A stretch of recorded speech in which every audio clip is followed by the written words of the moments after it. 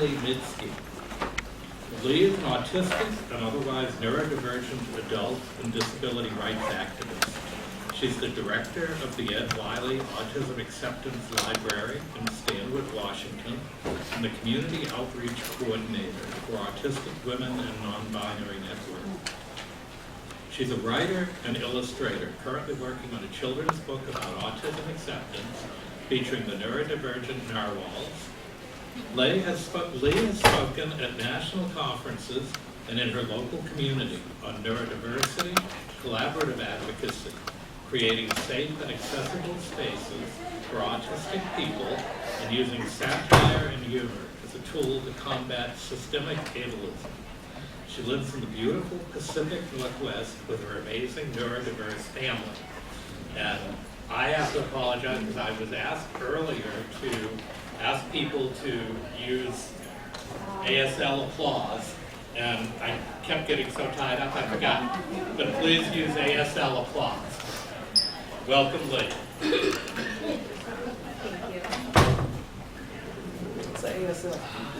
I kind of having some problems with allergies, so my voice is a little hoarse today. I apologize. And I also have a very quiet voice because I always think I'm louder than I am. So if you can't hear me, just tell me.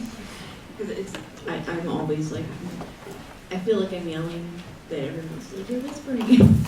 So, okay. And I also wanted to ask that if people want to take pictures of the slides, that's fine, but to turn the flash off because that is a migraine trigger for me, and if anyone here has epilepsy, it would be a seizure trigger also, possibly.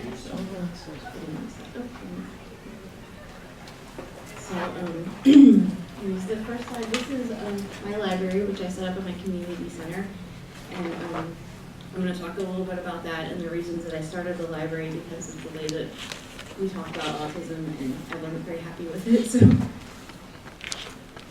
So I wanted to tell a little bit about myself. I am an autistic adult and a disability rights activist, so that's kind of my background with disability rights. I am the founder of the Ed Wiley Autism Acceptance Library, the community outreach coordinator at Autistic Women Non-Binary Network. I recently started a group called the Neurodiversity Education Network in my town, where I have guest speakers come in once a month, and we talk about topics that are important to the disability community, like inclusion, and our next one is autism and aging. So that's just a thing I just started. I'm really excited about. I write a lot for different blogs and different websites, and one of them is called Parenting Autistic Children with Love and Acceptance, and we're a group project between autistic adults and non-autistic parents and autistic parents, and we want to support parents who are focused on gentle parenting and autism acceptance.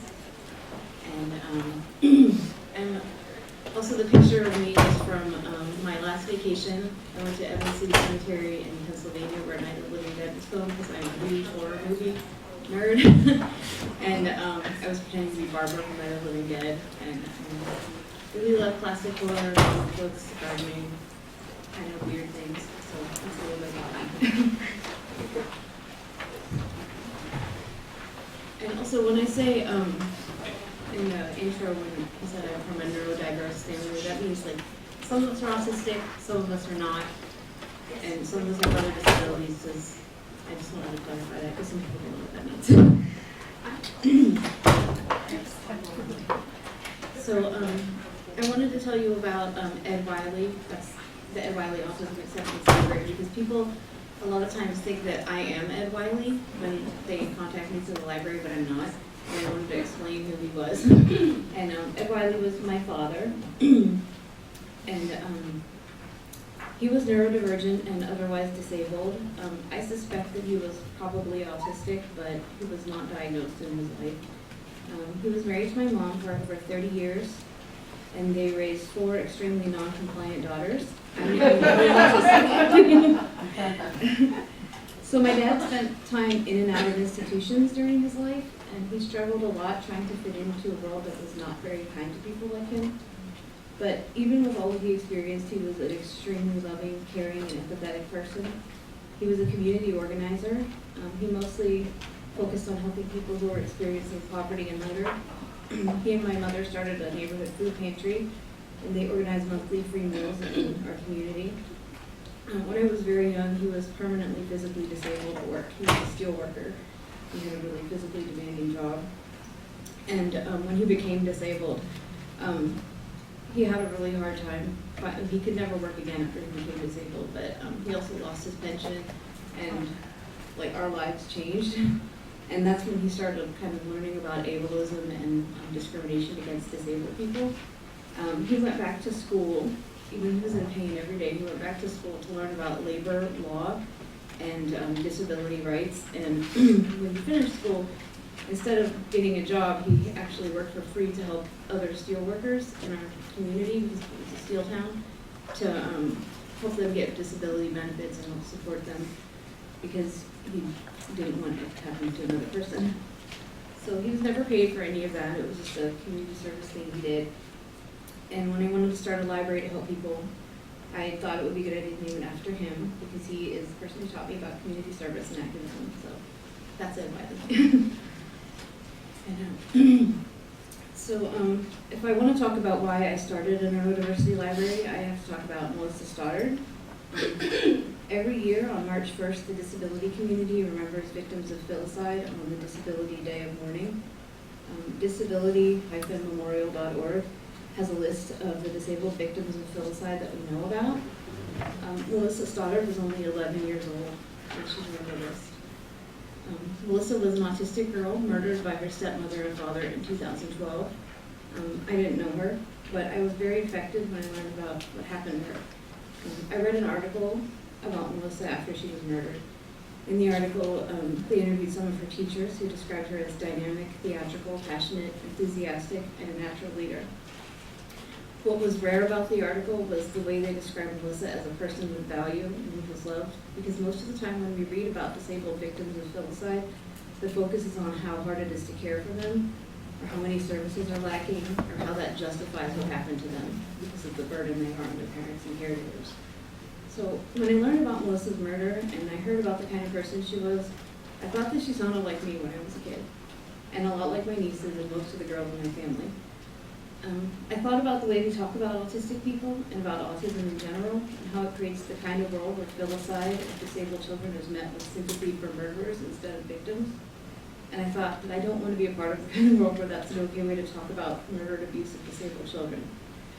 I thought about what I could do with what I know to change things. So Melissa Stoddard was actually a huge inspiration, and part of why I started a Neurodiversity Library. And you can learn more about Melissa. I put a link at the bottom of this slide with a little bit of information about her. And I also put a link to the Autistic Self-Advocacy Network's anti-filicide toolkit, like to help support parents and caregivers. So that's Melissa. So when I talk about why I started an autism acceptance library, the main reasons were the mainstream messages about autism, because they do focus on fear and stigma and pity.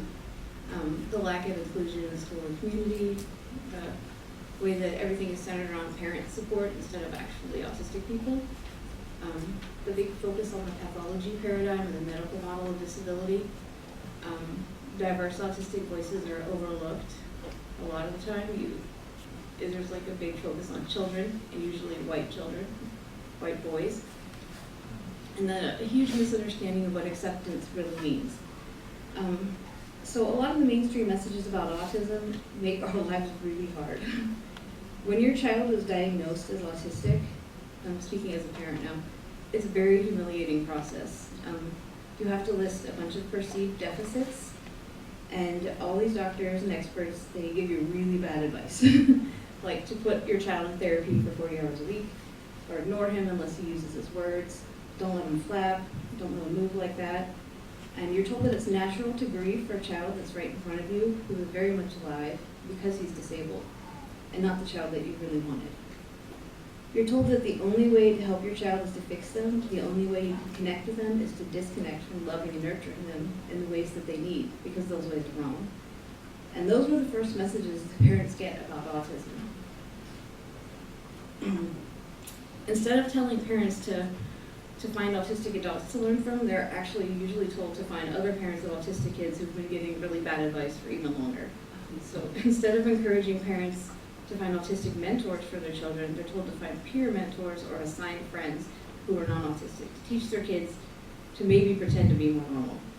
And everything that we're told about autism is based on what non-autistic people think we need, without ever asking us or considering that autism isn't a set of behaviors, but it's a completely different way of experiencing and interpreting the world. So as an autistic person, it's really not hard for me to see that the connection between that and the very high rates of PTSD, depression, and suicide in autistic adults. So I started a Neurodiversity Library to create a space where I could share information and ideas that I really thought could help autistic people, our families, and our communities. The library I started as like an intentional community. I wanted an alternative to fear, because we can't build connections with each other. We can't be included, and we can't be seen as valuable in our communities when every message about us is negative or rooted in ableism and fear.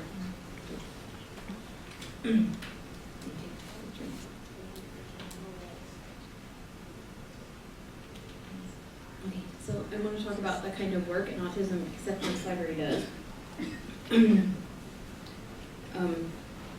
We're community educators and disability and neurodiversity activists. I consider the work that not just I do, but other neurodiversity librarians who've started small, like grassroots community libraries to be like civil rights work. It's activism. So what we do is we curate a collection of information and materials that are amplifying autistic voices. They talk about the neurodiversity paradigm, reflect the goals of the neurodiversity movement, fighting stigma, ableism, oppression, and inaccessibility, celebrating autistic pride and autistic culture, and promoting inclusive schools and communities. So we're going to talk about centering autistic voices, and this is my friend Amy, and Amy is a non-speaking autistic activist. And she says, if you're not an autistic person and you're telling our stories, you are likely telling lies, assumptions, and wrong perceptions. Our stories are only true stories of autism and of what being autistic is if we tell them ourselves. So one of the biggest goals of a resource like a neurodiversity library is, or in an autism acceptance library, is to amplify the voices of autistic people.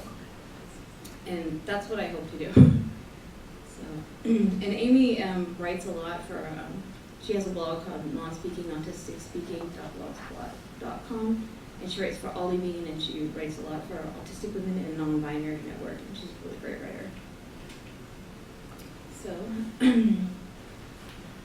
centering autistic voices, my friend Michelle made this, and I don't know if you can see it because it's kind of blurry on the computer, but it's talking about like asking the real experts about autism, and then there's actually me on there. It says, would you get a tattoo from me? I mean, I know a lot about tattoos because I'm married to a tattooist, and I even have a lot of tattoos. So it makes perfect sense that you come to me to get a tattoo, even though I'm neither licensed or experienced. And then my friend Kay underneath, in the little ink hat. One of my besties has a pilot's license. Nope. So folks are going to let me fly them around in an airplane, right? And then Max underneath says, my boyfriend boxed in college, so if you want to do it punched out, I can tell you all about how to do it. And then Michelle says, my husband's a nurse, so I can totally put a catheter in for you and administer your IV medication. So then it says, well, consider this. That's pretty much what you're doing when you go to non-autistic people to learn about autism. And it won't be on your skin permanently, endanger your life, or get you put in jail. But when you get the wrong messages and information and pass them on to your kids, you can most certainly damage them permanently. So, and a big thing about listening and centering autistic voices is that they're not just going to be the people who you like what they have to say. I see that a lot. They're like, I listen to autistic people, but only the people that kind of say what you want to hear. So this is a quote from a friend of mine. It says, reading the experiences and views of people who are oppressed in ways you are not should be challenging. Read angry autistics, read critical autistics, read openly traumatized autistics, read things that make you feel uneasy. And I really believe that because the person who said this, when I first started reading her and listening to her, I thought I disagreed with her a lot. But then when I listened, because she had an angry tone, but then I listened and I was like, wow, I really agree with her. And I, like, and I learned so much from just listening to what she had to say. And I really think that she is one of the biggest reasons that I'm a better parent than I used to be. Because all the things that she taught me, and I wasn't looking at like her anger, I was looking at the things she was saying. But then I kind of did look at her anger because she has a total reason to be angry, because I mean she's talking about unpopular ideas and she's oppressed in ways that non-autistic people are not, so it sometimes can come across as angry. So listening to people who are saying things that are new to you or disagreeing with you when they talk about autism and autistic lives is important. So listen when you disagree and you don't understand, even if the person has a tone you don't like or seems angry. And another thing about anger is a lot of times autistic people might not even be angry when they're talking to you. A lot of autistic people communicate in a very direct manner. We mean what we say. I've been accused a lot of having an angry tone or being rude when I'm just saying something and I don't realize it. I'm not trying to be angry, but I'm always accused of being angry. And so when you're worried about the tone of people who have a disability that involves communication challenges, that's kind of ableist. So, and then another thing is autistic people are overwhelmingly traumatized. Not all of us, but a lot of us. I'd say the majority. We're put in therapies that are dehumanizing and teach us that the way we move, communicate, and experience the world is wrong, and that's something we're choosing to do to like irritate other people. We're segregated at school and in our communities.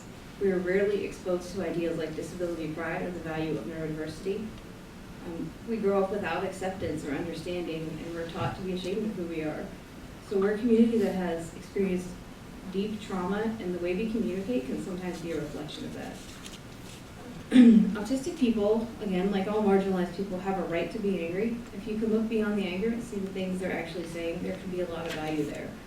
When I talk about the messages we hear about autism, I'm also talking about myself, because I've learned the same lessons about disability and autism as everybody else. I struggled for years with internalized ableism, and I probably always will. When my son was small, I started to seek out the types of voices that could help me to make things a little easier for him. I wanted him to be proud instead of feeling the shame that I feel. So I listened to autistic voices who sounded angry. I listened to the ones who said things that I maybe thought, or that conflicted with what I thought was right, but I ended up being wrong. I listened to voices that said that I was doing things that could hurt my son. And at the end of the day, it wasn't about how I felt. It was about doing the things that make a better world for all autistic people. And that means that you have to unlearn as much as you learn.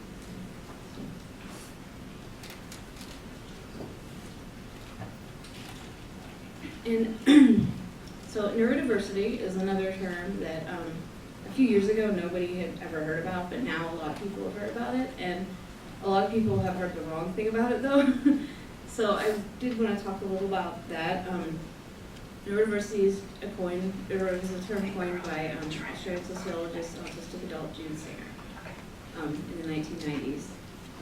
Autistic scholar Nick Walker has defined it as the diversity of human brains and minds, the infinite variation in neurocognitive functioning within our species. And it's just a basic biological fact. And I have a little drawing I made, or my little graphic I made, that has biodiversity, animal diversity, human diversity, and neurodiversity. So it's just a fact. So another goal of the library is to educate people about neurodiversity, the neurodiversity movement, and the neurodiversity paradigm. It's not an opinion, it's a fact. Neurodivergent and neurotypical people exist, and that's basically all that neurodiversity means. And opinions don't factor into this at all until you start assigning value to which kind of brains you think are best and which kind of brains that you think shouldn't exist. And this is a little glossary I made, and it's based on Nick Walker's terms and definitions of neurodiversity, but I made it a little shorter and a little easier to read. So, because his version is very long, and I would be here the whole time just saying it. So, neurotypical just is a person whose brain works in ways that we think are normal. Neurodivergent is a term coined by autistic activist Kasiana Sosmasu that refers to an individual who is not neurotypical. Neurodiverse is a group of people of varying neurotypes. An individual cannot be neurodiverse but you can be neurotypical or neurodivergent. So the neurodiversity paradigm is the idea that neurodiversity is as natural as any other type of diversity. There's no one right type of brain, and that neurodivergent people have the right to exist as they are in the world. This is the opposite of the pathology paradigm and is the foundation of the neurodiversity movement. So the neurodiversity movement is just a social movement invested in civil rights, inclusion, and equality for neurodivergent people.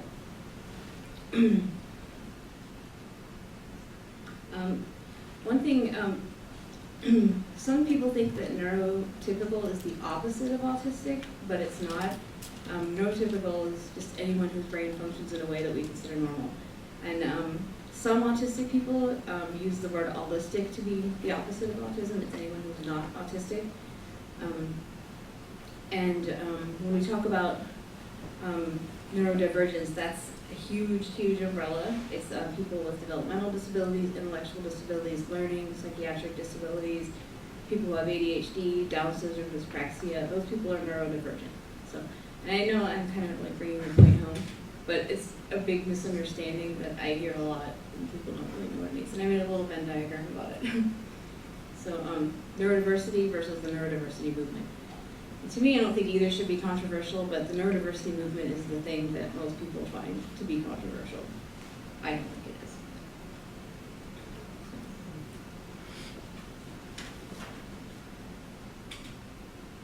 So, we'll talk about fighting stigma and continuing first. So, these two pictures are pictures I see, like a version of this picture in pretty much every article I've ever read on autism. The little boy behind the glass and like the little kid having a meltdown. So, overwhelmingly negative depictions that concentrate on children, usually white boys. This is an important thing to like bring up because the images we see are children, they're usually white boys, and it kind of erases autistic adults, autistic non-males, autistic people of color, and it really does impact who gets a diagnosis and who's labeled as just a bad kid and who's left with no support or understanding. So, and the language we use when talking about autism is a lot of like fighting words, like combating autism, fighting it, and then you talk about warrior parents. And to be an autistic person and having everyone wanting to fight you is kind of scary because as an autistic person, I can't separate autism from all of me. It's like who I am. It's not all I am, but it's not something that I can take away. So fighting autism is kind of like, just especially when like combined with the fact that autistic people don't have their full civil rights. So, another way we see stigma is things like functioning labels, which I'm very much against. They're very dehumanizing, and they also perpetuate a false idea of what it means to be autistic, because it's like some people can be here, high functioning, and some people can be low functioning, and that's not what the spectrum, like the spectrum even means, because you can be anywhere on any day. And sometimes when I describe myself, I'll describe myself, and people will say, "Well, that person is really low functioning," but then I'll say it's me, and I'm like, "Oh, well, you can talk, and you have a library, and you're married, so you must be high functioning." So that's just, they're meaningless, and they are dehumanizing, so I don't use them. And some people will ask how they can describe their loved one's challenges if they can't use functioning labels, but to me, I don't know why you need to describe my challenges or your loved one's challenges to anyone who's not their doctor. So it's like nobody else's business. You can talk about supports that autistic people need without putting them in these categories based on how well you think they pass as non-autistic. Functioning labels are often used to try to discredit people who talk about the rights of autistic people and the ideas of the neurodiversity movement. And they're often used to deny rights and agency to people. So, and when I talk about functioning labels of the neurodiversity movement, and I say that autistic people deserve rights, I mean all autistic people, not high-functioning people, not low-functioning people. I mean every autistic person, regardless of how much support they need, we all deserve the same rights as anyone else. So, there's also the focus on cures and overcoming autism, and this some people will call inspiration porn, where you have like an inspirational story of a person with a disability, and the inspiration is just that they exist. That's you didn't do anything. There's nothing wrong with achieving things at all, but it's important to understand that no matter what you achieve, that doesn't mean you've overcome autism. You're still autistic even when you can do things. Yeah. I'm sorry, I have to take a drink. I feel really bad today.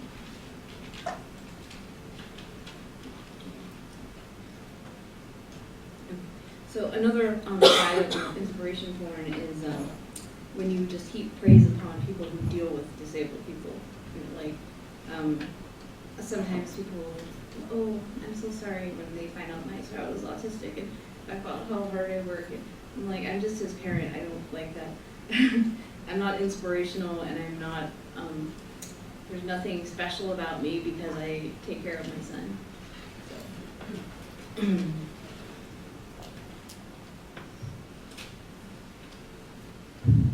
So I'll talk about harmful awareness campaigns. A lot of times when we talk about autism awareness, it's not something that was created with autistic people in mind. It's usually about like prevalence of autism, and there was an autism awareness campaign where there were like notes where it was like like we had your child held hostage, and and like in autism was holding your child hostage, or like beware of autism, and those things don't help autistic people. They just make people afraid of us. So awareness campaigns, and you know, they just, it doesn't help us. Awareness of autism isn't going to get me anything if it's not grounded in respect for who I am and in my right to exist as I am. So and there's a lot when we talk about autism that focus on cures, preventing, and autistic adults overwhelmingly lack basic services. It's really hard for autistic adults to get any kind of help at all. But all this money spent on cures and preventing, and you know, like fear-mongering campaigns, that doesn't help us. So that's part of the work that we do in fighting stigma. So, here's an example of something I did to fight stigma. The first with the little boy, that image was one that a friend of mine found, and it tells the signs of autism, and it says things like inappropriate playing, inability to relate, inappropriate laughing or crying, and strange attachment to objects. So I didn't like that poster. I made my own with the Narwhals that I create, and mine says things like plays with toys in ingenious and creative ways. Mm-hmm. The need for more downtime does not mean unwillingness or inability to engage with others. Thriving on routine is okay. Sees beauty in details that others ignore. Intense interests bring intense joy.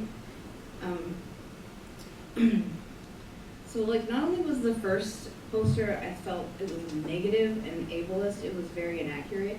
It portrayed autism as a set of bad or weird behaviors that we do to other people. So I made my own version with the Narwhals, and I didn't do it to be more positive. I did it to, because positivity is good, but I wanted to be realistic and more accurate. I wanted to respect the fact that there's no one right way of being in the world. And so, and it's not just about positivity, but it's just about reframing the way we talk about autism into a way that is more accepting of autistic people as valid, or with being as valid.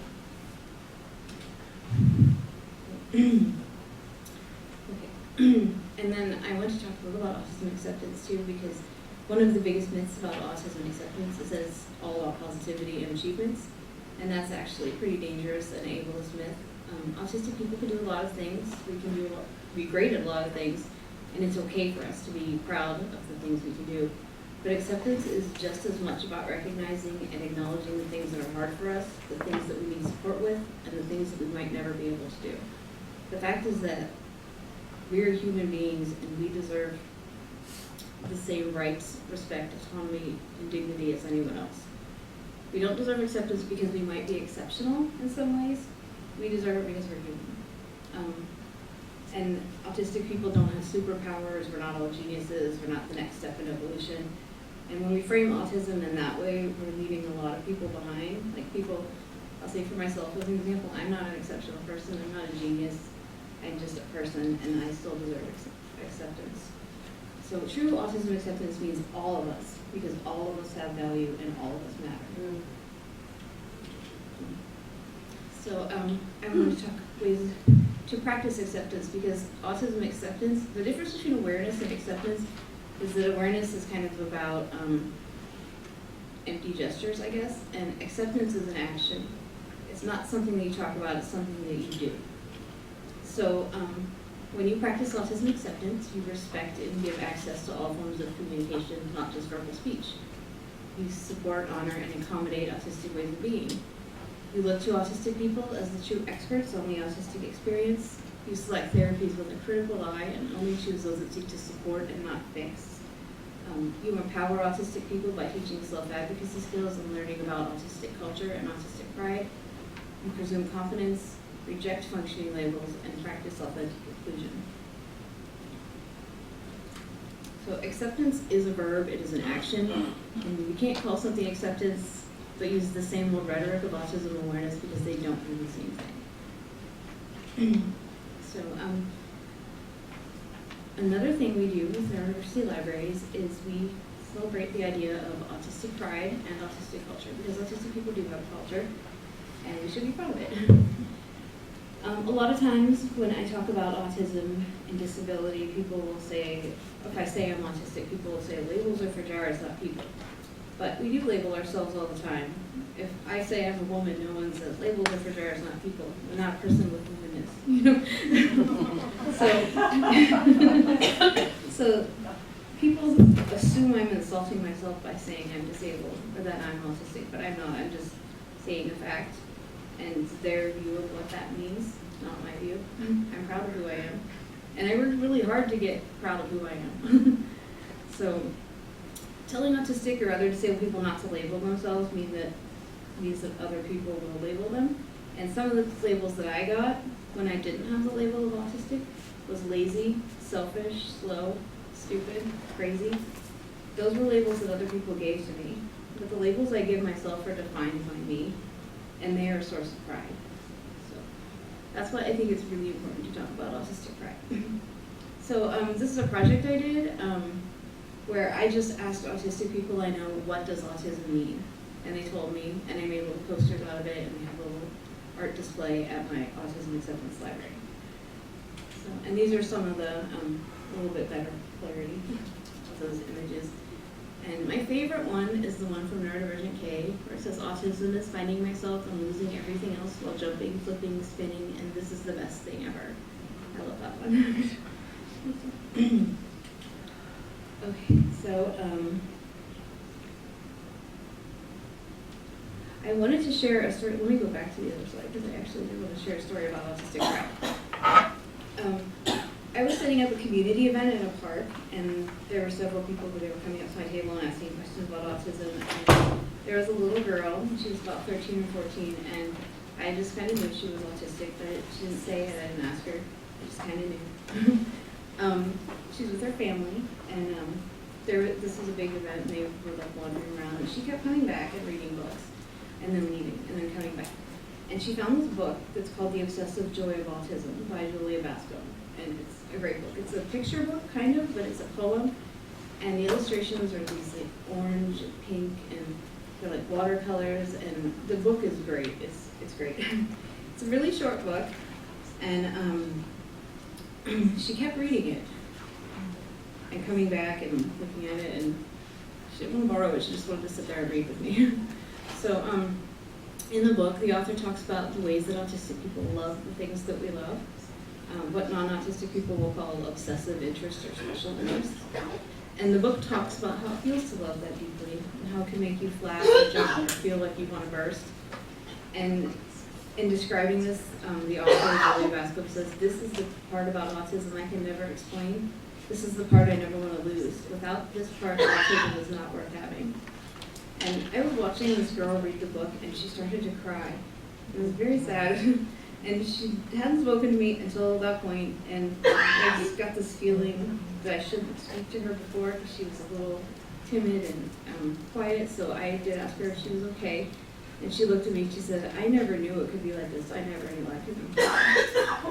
And it was just so powerful, such a powerful moment. And since then, she's come back a bunch of times to the library and hung out and stuff. So, but so autistic people do have a culture, and it's a pretty good thing. So I've met a lot of autistic people who were not allowed to have autistic friends or even know that they're autistic.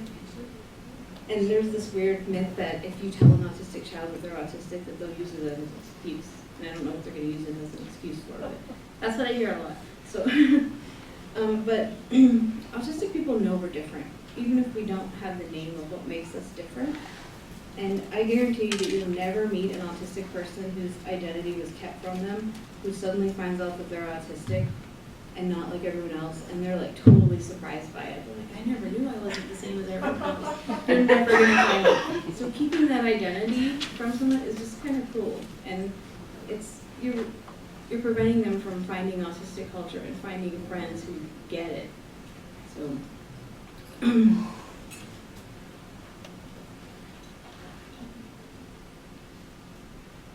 So having a name for who we are allows us to find other people like us.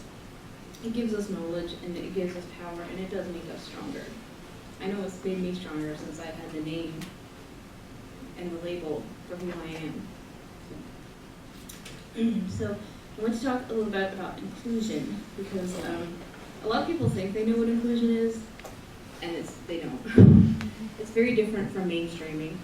So disabled people are rarely included.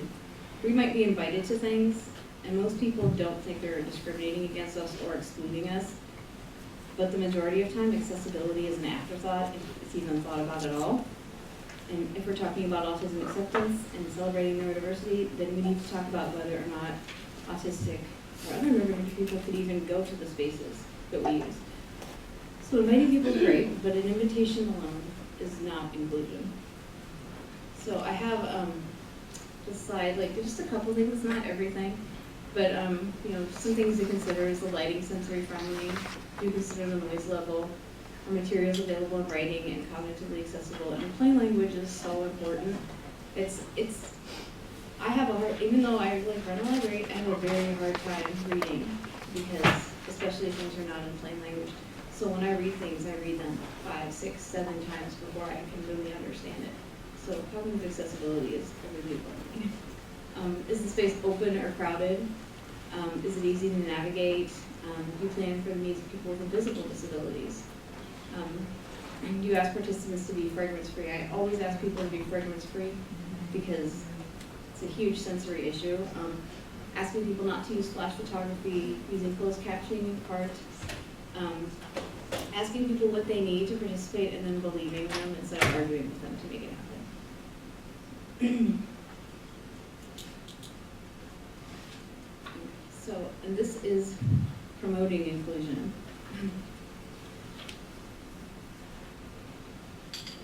So, I made this narwhal thing. I like to make passive aggressive narwhals. When something bad happens to me, and then I make it into a narwhal thing. So, I wanted to go to a meeting, and I said, I asked if it was accessible, and I told them some of the things, and then the person got mad at me and said, like, you're hurting my feelings, because I wanted to go to an event, and I wanted to be able to stay there and have it be accessible.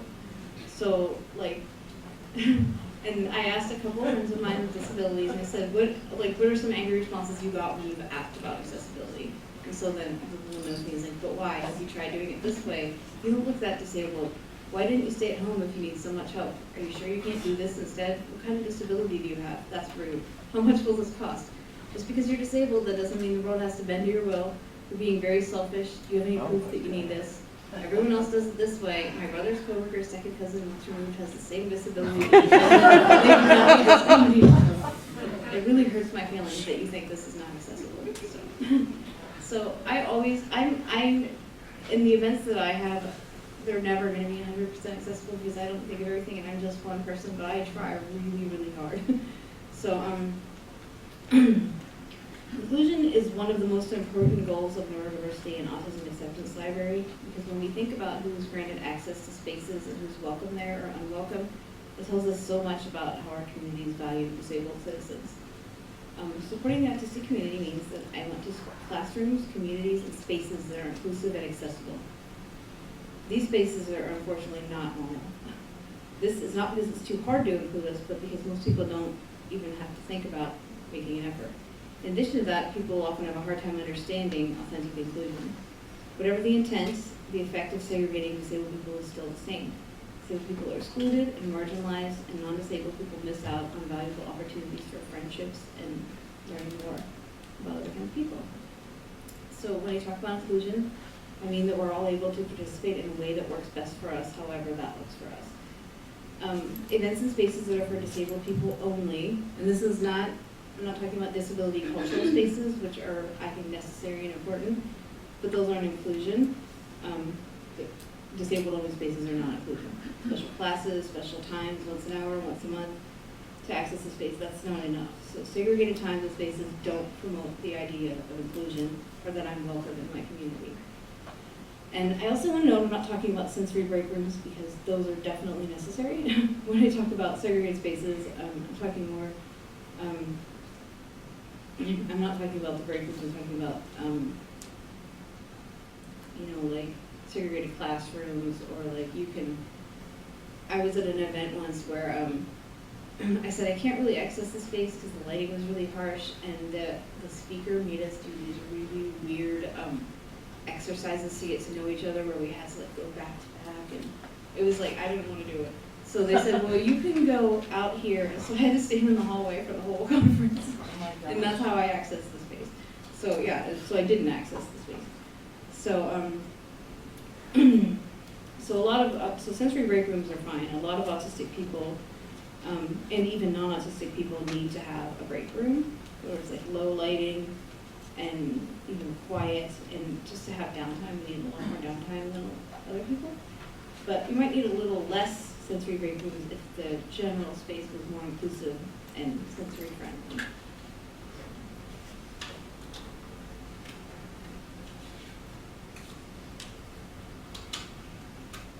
So anything that I have to do that's like, what they'll say is extra work to include people is worth it. Because to me, everyone deserves to be included, and I gain more than I give when I include everyone. So I want everyone to feel like they belong, and they deserve to be here just as much as anybody else. And it really benefits all of us when all of our spaces are inclusive. So these are some autism acceptance libraries that are currently active. There's a few people taking a break now because most of these libraries are run by autistic people by themselves. And with very, very limited budgets. Every one is run differently, and they take their own individual access needs and the time they have available into consideration. And what I really like about this is not every one of us does it the same way. It's all in our own way and the way that works best for us. So Neurodiversity Connect is a mail order library, and they do other things too, in Australia, and they serve the whole continent of Australia, and it's just through the mail. A Little Free Neurodiversity Library is a little free library that has autism acceptance and neurodiversity books, and they're in Omaha. What About Us Neurodiversity Lending Library is in Ontario, and it's run by a self-advocacy group. And some of the libraries are actually run by autistic parents of autistic children, and they use play dates and like meetups and stuff to like bring their books and exchange information that way. LA Neurodiversity just raises money and donates books to their local public library and community spaces. So we all do what we can in the best way that we can. The one thing we all have in common is a shared goal of educating people about autism acceptance and neurodiversity in order to help make the world better for all autistic people.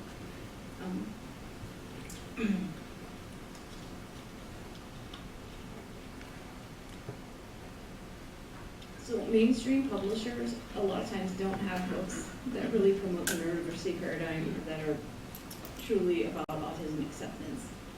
Some of them do, but I get a lot of my materials from like alternative presses, like Autonomous Press, Reclamation Press, Self-advocacy organizations like the Autistic Self-Advocacy Network has some good books out, and Autistic Women Non-Binary Network have published some great books in anthology on autism acceptance. And one of the things that Autistic Women and Non-Binary Network did was the book is an anthology called All the Weight of Our Dreams, and it is the first ever anthology written by autistic people of color from their point of view, and it's a really great book. So I look on Amazon for self-published authors because autistic people, you know, a lot of us are living in poverty. We don't have the resources to go get a book deal. So I look on Amazon a lot for self-published authors. I've looked on Etsy, and they'll have zines from autistic authors, and I buy those and put those in my library. And Respectfully Connected is a website, and it's about gentle parenting and autism, and they actually have an anthology, and it's like download it for free. It was going to be a book, but they just put it on the website. So also some websites like Disability and Kidlit and Raising Luminaries. I use those a lot. Raising Luminaries is probably my favorite resource for any book for little kids on social justice topics. It's not just about disability, but it's run by an autistic person of color, and she writes really detailed reviews of the books so you know what you're getting. And she has like book lists for like that promote disability pride, that promote like, autistic pride, and everything she does as like she doesn't get paid for it, so it's like all like just her work. It's a lot of time and energy she puts into it, and I really recommend that website. I'm really impressed by how much work she does actually. The last thing I have on here is the work of an Autism Acceptance and Neurodiversity Library is intentional, and I think it's important. It's promoting the civil rights, the dignity, inclusion, and autonomy of autistic people. And my friend Lana Thomas, who runs Unbound Books Autism Acceptance Library, she came up with this graphic of like she came up with the idea, I made a graphic of what we're doing and why we're doing it. So to run a neurodiversity library that truly promote the ideas that will help autistic people, you need a basic understanding of neurodiversity and the neurodiversity paradigm, a basic understanding of the impact of ableism and oppression on disabled lives, knowing the difference between the medical and social models of disability, a general understanding of disability history and various disability rights movements, and the ability to discern between harmful and helpful depictions of disability, autism, and neurodivergence.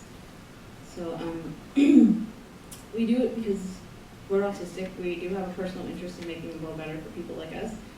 But one of the reasons I started the library is because I know it's because of my son. I didn't want him to have the same type of shame that I have. I knew that he could be more. He was a great kid, and I mean, his mom, I love him so much, so but I think he's amazing, and I didn't want him to grow up feeling like I did about being disabled and being autistic. I wanted him to be proud of who he was, and I wanted him to know that he deserves everything that anyone else does. So the next generation of autistic kids hopefully will have it a little bit better than what I had and what people before me had. So that is the end of my talk about neurodiversity libraries and supporting the autistic community. So thank you all.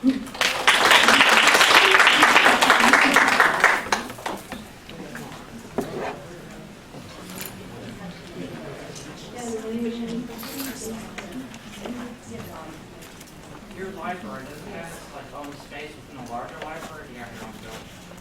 That's a good question. I meet people, but my main thing is that I go to my local community center, and they give me a little space. We have a really nice community center, and they give me a little space that's like by a fireplace. And I have, I think it's in the first slide. I have like a little traveling bookcase. Try to get it up there.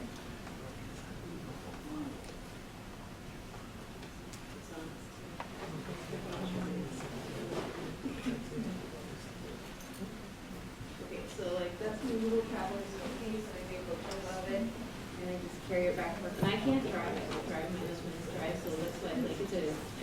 project, and my son already started.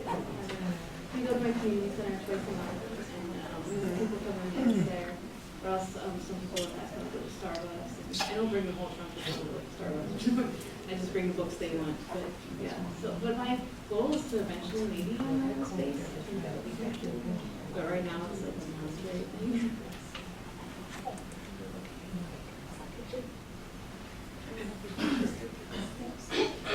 If public libraries wanted to be able to start, autism acceptance collections, because when you listed all the different places to get the books, that might be more research than some people are able to take on. So is there someone who could create a list or a basic sort of collection that people could start with, or that we could promote among libraries? I have a book list on my website, but I have to actually refine it because it's been a while since, and I've added new books since then. But there's like a couple books I can think of right away that would be like kind of the core books of the Neurodiversity Library.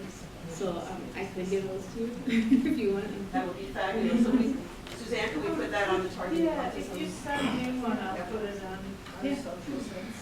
Because that way we could really maybe duplicate some of this through public libraries where more people would have access as well. So that was actually related to public libraries. Have you partnered with your local public library in any initiative or anything? I haven't yet. We have a really cool library where I live, but like it's a small town and it's a rural town. So another reason I started my own library is when I went to look at the books they have on autism. They only had 3 books, and they were mostly written by professionals, and one was written by a parent, and they had no books by autistic people. So like not even like Temple Grandin was like quite an old famous autistic person. They didn't even have a book by that. So and yeah, so that's one. And I know that the local library where I live has actually said that they want to work with me, and it's just kind of like we haven't like really touched base yet. But They could learn a lot from you. yeah, but I know like with one of the libraries, the LA Neurodiversity Autism Library, or Neurodiversity Library, they buy books for their local public libraries. So.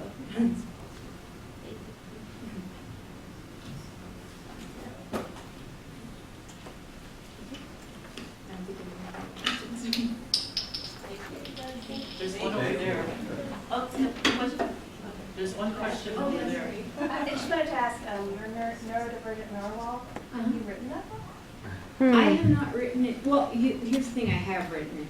It's just like it's a children's book, and when I started it, I already had written it, and it was already. And then I guess I really like overestimated my ability to like actually get it in print, because there's a lot of things I didn't know, and I just like did it, and I'm like, hey, I'm gonna write a book, and the book is written. It's like ready to go. It's just that I have to teach myself how to format it since I'm doing it myself. But like it is written, and it's like my next thing on my agenda. Like when I first started writing it, my mother passed away, and I kind of like put that on the side for a while. So, but it is written. I just have to get it out there. And I actually started talking to as another place that will do a lot of the formatting for me, but we're still like in the talking stages.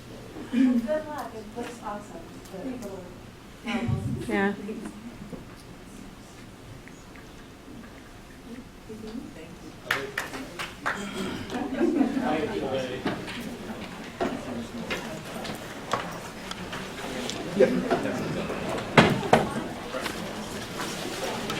A couple of closing.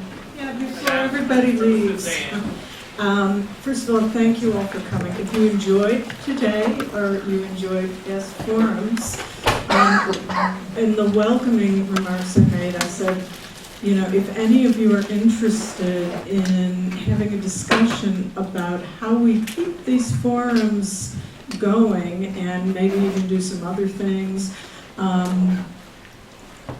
and you're staying at the hotel and you don't need to get home right away, if you want to be a part of a discussion, a deeper discussion about how we can do this and how we can host future meetings, and we're going to meet in the lobby of the hotel at 6 p.m. for any of you that want to join in on that discussion. Now, if you don't, I get it, you know, it's been a long day, and I won't necessarily think that that means you don't want to continue this and think about ways to keep this going. So I would ask, though, that you send me an email, and I know you have my email address because that's how you all signed up to come here. And let me know if you want to be part of a working group and part of a discussion about how we keep targeting autism sustainable without grant funds from the IMLS. Yeah. Should we dinner before, or would that be over dinner? Well, it depends how many people we have. I mean, at this point, because I don't know who all wants to come and be a part of that, we could certainly make it a dinner meeting. Unless there's a whole, you know, charter bus full of people, and then we'll find a room to talk. But yeah, just at this point, if we could just meet in the lobby at 6 p.m. so we get a handle on how many people want to talk about this. Should we like raise our hands to get a feel right now? We can do that. I like the idea of having a dinner meeting. You like the idea of a dinner meeting? Yes. All right. Food is such a motivator. I think that's a great idea. And there's a restaurant right downstairs in the hotel. Would that be okay? Which one? There's two.